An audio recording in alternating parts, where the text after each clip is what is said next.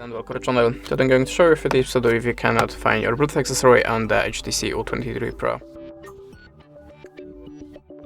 So, when I have a problem with my headphones or another Bluetooth gadget, I will start using the simplest way, just switch off and switch on again the Bluetooth connection to restart it. You can also try to restart your phone by holding the power button and on the restart. Little bit obvious, I know, but sometimes it really works, so just try it. Okay, after that you can go to the settings, slide down to the...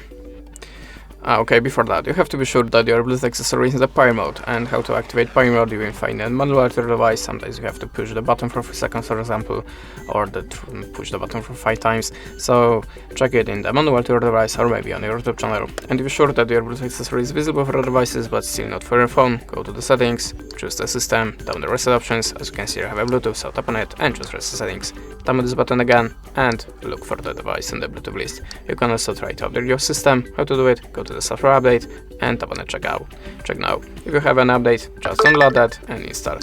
And also recommendation from me, check your Bluetooth accessory and your phone or another Bluetooth device to check which one is visible, which one is making problem here.